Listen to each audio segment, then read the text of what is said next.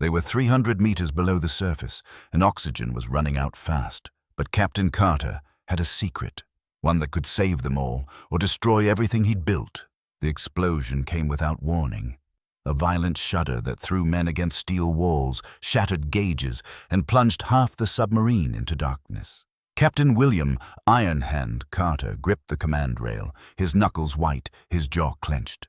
Around him, chaos erupted. Sparks showered from ruptured panels, alarms screamed through the corridors, and men shouted orders over the deafening noise. "Damage report!" Carter's voice cut through the panic like a blade.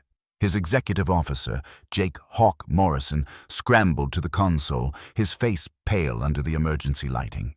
"Hull breach in Section 3, Captain. Pumps are holding, but we're taking on water. Main propulsion is offline." Carter's mind raced. They were deep in enemy waters, miles from any friendly vessel. This wasn't supposed to happen, not on a routine reconnaissance mission. "Casualties?" "6 injured, sir. Doc Rahman is with them now." Carter nodded, forcing himself to breathe steadily, but something gnawed at him, something wrong beyond the explosion itself. "How did we hit a mine?" "Sonar should have detected it miles out." Morrison hesitated. "Sir, sonar logs show nothing. The mine wasn't there 30 seconds before impact." The words hung in the air like poison. Carter's eyes narrowed. "What are you saying, Jake?" "I'm saying, sir." Morrison lowered his voice, glancing around at the crew. "I'm saying it shouldn't have been possible. Unless—" He didn't finish. He didn't need to. Unless someone on board wanted it to happen. Before Carter could respond, Chief Petty Officer Bull Rodriguez burst through the hatch, his massive frame filling the doorway. "Captain, you need to see this." Carter followed Bull down the narrow corridor, stepping over debris and past crew members frantically working to stabilize the ship. They reached the damaged section, twisted metal, scorched walls, the acrid smell of burned wiring. Bull pointed to a panel near the blast site. "Explosive residue, sir. This wasn't external." Carter crouched, examining the evidence. His stomach tightened. Bull was right. This was sabotage. "Someone on this boat tried to kill us," Bull said quietly, his voice barely audible over the hiss of steam from ruptured pipes. Carter stood slowly, his mind already calculating. 60 men on board, one of them a traitor, and they were trapped, crippled, deep underwater in hostile territory. "Wait until you hear what happened next." "How long do we have?" Carter asked as he returned to the command center. Lieutenant Nina Sparrow Chen looked up from her station, her expression grim. 6 hours of oxygen, Captain. Maybe less if we can't seal the leaks." 6 hours. Carter's jaw tightened. Rescue was impossible. They were too far inside enemy waters. Surfacing meant capture, or worse, staying meant suffocating slowly in the dark. Morrison stepped closer, his voice low. "Sir, we need to make a decision. Do we surface and risk capture, or do we stay down and hope for a miracle?" Before Carter could answer, Tommy Static Wells, the young radio operator, suddenly straightened at his station. "Captain, incoming transmission. Enemy frequency." The command center fell silent. Every eye turned to Tommy. "Put it on speaker," Carter ordered. Static crackled through the speakers, and then a voice, calm, measured, speaking perfect English with just a hint of an accent. "USS Phantom, this is Commander Alexei Petrov of the Volkov.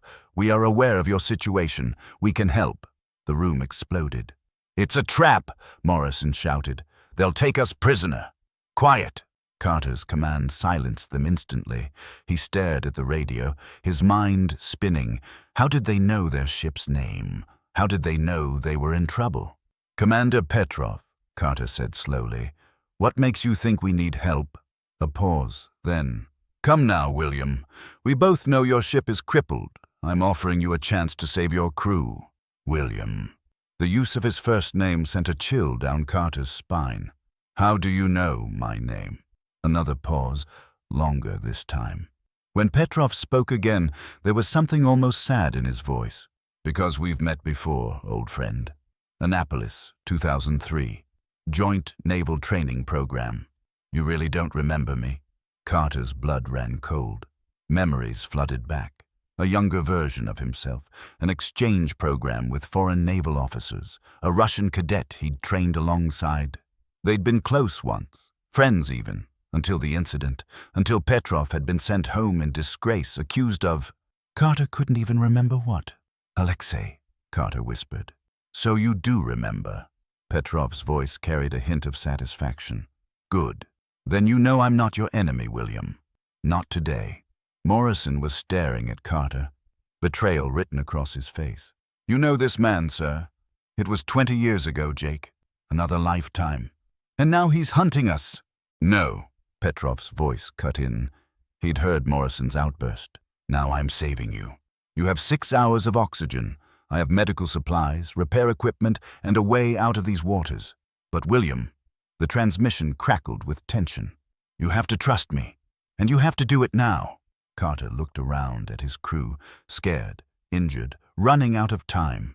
Then he looked at Morrison, whose hand had drifted toward his sidearm. "This is insane," Morrison hissed. "He's the enemy, Captain. My father died in one of their prison camps. We can't—" "Your father's death was 25 years ago, Jake," Nina interrupted softly. "This is now. We're dying." "Then we die with honor." Morrison's voice rose. "Not as prisoners. Not as traitors." The crew was fracturing before Carter's eyes. Some nodded with Morrison. Others looked desperately toward Doc Rahman, who'd just entered the command center, blood on her uniform. "Captain," Doc Rahman said quietly, "I just lost 2 men.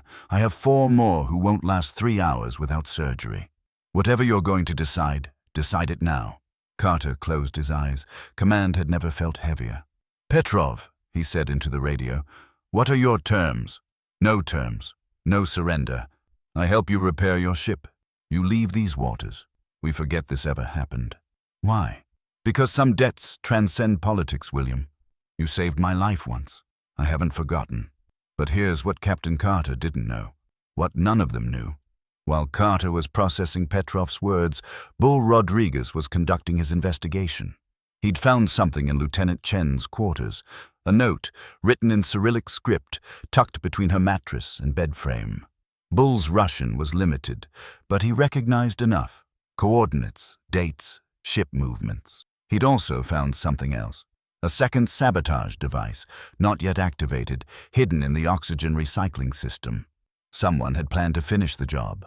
Bull made his way back to the command center, the evidence heavy in his pocket. But as he reached the hatch, he heard voices, an argument behind the sealed bulkhead door. "Can't let him accept help from them." Morrison's voice, strained with emotion. "My family. Your family is dead, Jake." Nina's voice, sharp. "But we're alive. For now. Are we? Or are we already prisoners? You think Petrov is doing this out of kindness. He's—" The voices stopped suddenly. Bull's hand went to his sidearm. Something was wrong. He pushed through the hatch. Morrison and Nina stood on opposite sides of the corridor, both breathing hard, both staring at him. "Bull," Nina said carefully, "how long have you been standing there?" "Long enough." Bull's eyes moved between them. "We need to talk to the captain. Now." But they never made it to Carter. Because at that exact moment, Tommy Static Wells received a second transmission. This one wasn't from Petrov. This one was from someone else. Someone who knew Tommy's mother's name, her voice, the lullaby she used to sing. "Tommy," the voice whispered through his headset, so only he could hear. "Your mother says hello. She says you're doing the right thing. She says it's almost over." Tommy's hands shook. His mother had been dead for 3 years, a car accident in Ohio.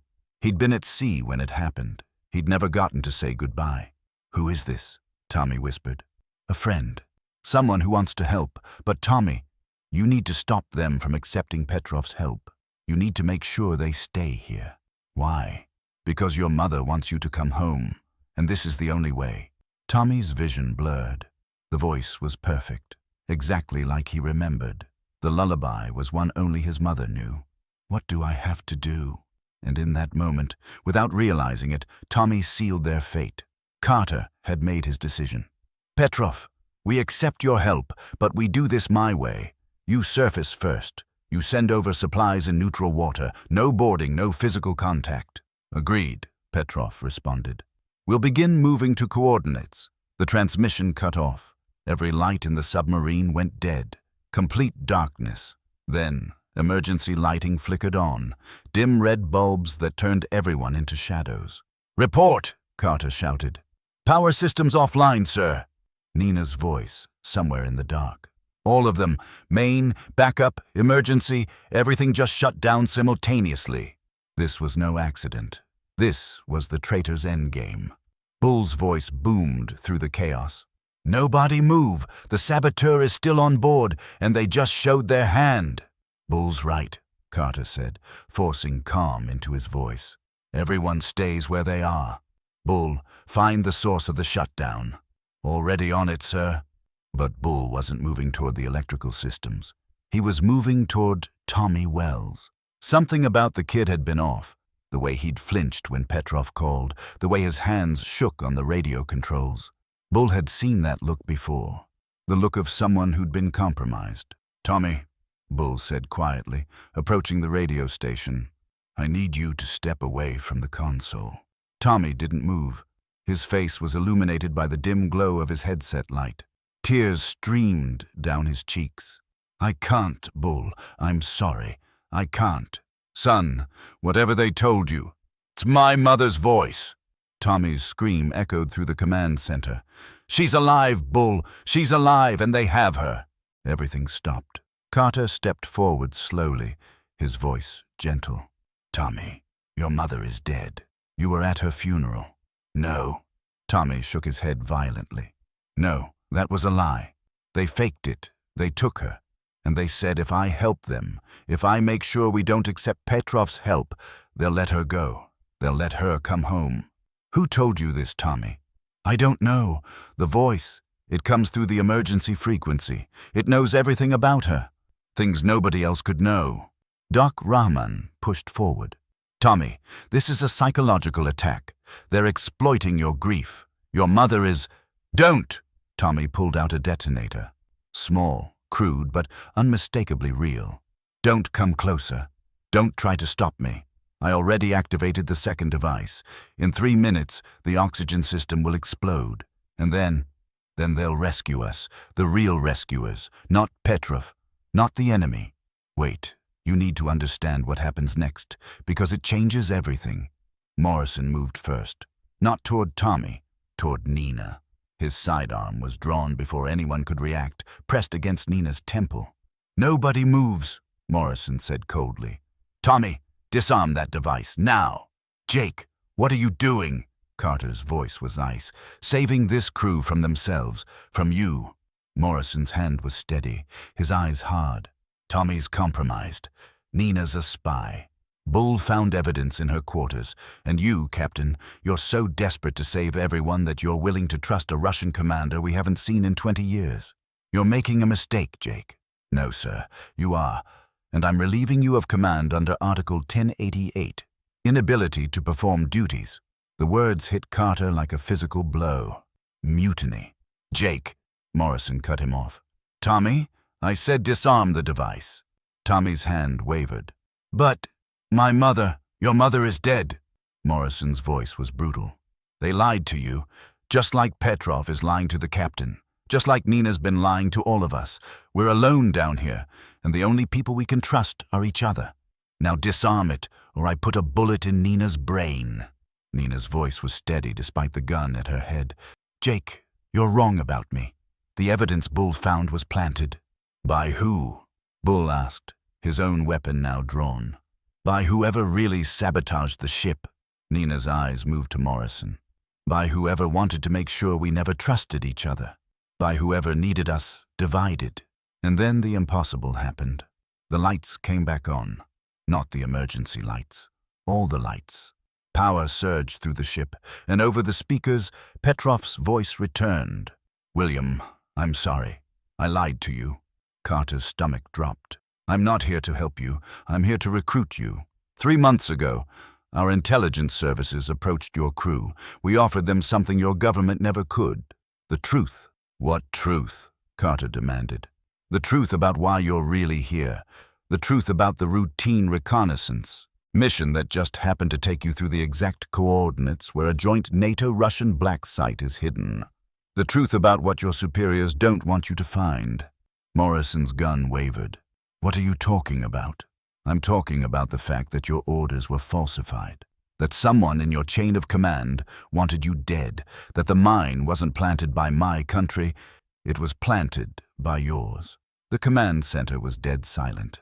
You're lying, Carter said, but his voice lacked conviction. Am I? Tommy, ask your communications AI to decrypt file Delta 77. It's been in your system since you left port, hidden in the routine supply manifest. Tommy, still holding the detonator, looked at Carter. Carter nodded. Tommy's fingers flew across the keyboard. A file opened. Carter leaned in to read it, and with each line, his face went paler. Orders. Authentic naval codes. A mission briefing he'd never seen. Target, USS Phantom. Method, controlled detonation in hostile waters. Plausible deniability. Reason, crew has been investigating unauthorized weapons testing. Eliminate before they report findings. Oh God, Carter whispered. Morrison lowered his gun slowly. This can't be real. It's real, Petrov said. And here's the part that matters, William. 3 members of your crew already knew. They've been working with us for months. They volunteered to help expose this. Who? But Carter already knew. Nina spoke first. Me, sir. I made contact with Russian intelligence 6 months ago when I discovered discrepancies in our mission logs. Equipment moving through our ship that never appeared in manifests. Weapons-grade materials. Bull was next. Me too, Captain. I found payments in the ship's discretionary fund that didn't add up. Money going to shell companies. I started digging, and that's when they approached me. Tommy lowered the detonator, crying openly now. And me, sir. My mother didn't die in an accident. She died asking questions about the base you were ordered to investigate. Her car was run off the road. The voice on the radio. It was an AI, trained on her voice. They were testing me. Testing if I'd break. Testing if I still had the strength to do the right thing. Morrison holstered his weapon, his hands shaking. And me? What about me? My father, your father died in a Russian camp, Petrov said gently. That part is true. But he died protecting evidence of joint war crimes, crimes committed by both our governments. Your hatred was convenient. It kept you loyal. It kept you from asking the same questions the others did. Now here's where everything falls apart, and you won't believe what comes next. Carter's world was spinning. His crew, his orders, everything he'd believed. So the sabotage, the mine, was real, Petrov confirmed. But not from us, from your own command. They needed you dead, William, and they needed it to look like an enemy attack. Why tell me this now? Why not just let me die? Because I made you a promise 20 years ago. Petrov's voice carried weight. Do you remember, William? Annapolis, 2003, the training accident? I was drowning in that tank, and you were the only one who dove in after me. Everyone else followed protocol. Waited for the safety divers, but you didn't wait. You risked your life to save mine. Carter did remember. He remembered the freezing water, the panic in Petrov's eyes, the weight of pulling him to the surface. You said something to me that day, Petrov continued. You said, the uniform doesn't matter when someone's dying. And you were right. So here we are, William. I'm returning the favor. But you have to make a choice right now. What choice? In 15 minutes, a surface fleet will arrive at these coordinates. Your fleet. They've been tracking you. They'll finish what the mine started. They'll torpedo this position and blame it on us. Or, Petrov paused, or you can accept my help. We can get your ship operational. We can get you across the border into neutral waters. And then you can decide what to do with the truth you've discovered. Morrison stepped forward. And if we refuse, if we surface right now and face our own fleet, then you die, Jake. I'm sorry, but you die, and the truth dies with you, and whatever weapons program your government is hiding continues. Carter looked around at his crew, at Nina, who'd risked everything to investigate, at Bull, who'd kept digging when everyone else stopped, At Tommy, whose mother had died for asking questions. At Morrison, whose hatred had been weaponized against him. At Doc Rahman, who'd stayed silent during all of this, simply trying to keep people alive. "Doc," Carter said quietly, "you knew too, didn't you?" Doc Rahman nodded slowly. "I'm sorry, Captain, but yes. The injuries I've been treating for the past 6 months. Radiation exposure, chemical burns disguised as accidents. Our crew is being used as test subjects." That was the final piece, the piece that made Carter's decision for him. "Petrov," Carter said into the radio, "here's what's going to happen. You're going to help us repair our ship, but we're not running. We're not hiding. We're going back." "William, we're going back," Carter repeated. "With evidence, with testimony, with every single piece of proof we can gather. And we're going to expose every person responsible for this. They'll kill you before you get close. Then we die trying. Because Doc's right. Our crew is being poisoned. And how many other crews? How many other ships? What happened in the next 12 hours would change naval history forever." Petrov's ship surfaced alongside them under cover of darkness. Not to capture, to help. Russian and American sailors worked side by side, passing repair equipment through the water, sharing medical supplies, coordinating their escape route. Morrison worked alongside a Russian officer his own age. They didn't speak much. The language barrier and the weight of history were too heavy. But when the Russian officer lost his grip on a repair panel, Morrison caught it. And when Morrison's hand slipped on the wet metal, the Russian caught him. And in that moment, Morrison understood what his father had really died for. Not for his country alone, but for the idea that maybe, someday, men wouldn't have to die for countries at all. Tommy received one final transmission. This time, he knew it was an AI, but the message was real. "Your mother would be proud." He cried as he copied the encrypted files onto portable drives. Nina and Bull coordinated with Petrov's intelligence team, building a case so airtight that no military court could ignore it. Doc Rahman treated both American and Russian wounded, her Hippocratic oath transcending politics. And Carter stood on the bridge, watching it all, wondering if this was what leadership really meant. Not blind loyalty, but the courage to question. Not following orders, but knowing when to break them. But you need to hear how it ended, because nobody saw this coming. 6 hours after Petrov's ship departed, the USS Phantom crossed back into international waters. They surfaced in sight of a neutral vessel, a Norwegian fishing trawler that just happened to be in the right place at the right time. Carter sent a coded message to Naval Command. "Phantom returning to base. Mission successful. Requesting immediate debrief." The response came within minutes. "Negative, Phantom. Proceed to coordinates 43.7N, 15.2 BW for repair and debrief." Nina checked the coordinates. Her face went white. "Captain, that's the middle of nowhere. Deep water. No bases within 200 miles. "It's an ambush," Bull said flatly. "They're going to finish the job." Morrison looked at Carter. "Orders, sir." Carter looked at his crew. His real crew, the ones who'd risked everything for the truth. "What do you think, Jake?" Morrison smiled, a real smile. Maybe the first Carter had ever seen from him. "I think we tell them to go to hell, sir. And we head for port. Public port. Lots of witnesses." "Bull?" "I think the chief's right, sir. Time to go loud." "Nina?" "I think we stream everything, Captain. Every file. Every piece of evidence. We broadcast it on every frequency we have. We make sure the whole world hears us before they can silence us." Carter turned to Tommy. "Static, can you do that? Can you crack every communications satellite we can reach?" Tommy's hands were already flying across his keyboard. "Sir, I can do better than that. I can upload everything to civilian news networks, military oversight committees, and about 40 different whistleblower sites. Simultaneously. They can kill us, but they can't kill the data." "Then do it." "Sir," Doc Rahman said quietly, "they'll court-martial you. All of us. This is treason." Carter looked at her. "Is it? Or is it the most loyal thing we've ever done?" 4 minutes later, the truth went live.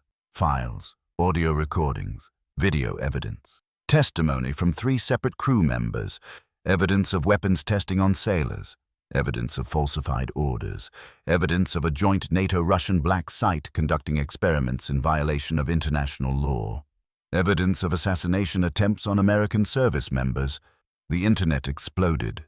Within an hour, news networks across the world were running the story. Within 2 hours, emergency sessions were called in multiple governments. Within 3 hours, 3 admirals and 1 senator had resigned. Within 4 hours, the USS Phantom received a new transmission. This time, it wasn't from their command. It was from Civilian Maritime Authority. USS Phantom, this is International Maritime Law Enforcement. You are ordered to proceed to the nearest neutral port for protection under whistleblower protocols. A security escort is being arranged. And here's the part that nobody, not even Carter, expected.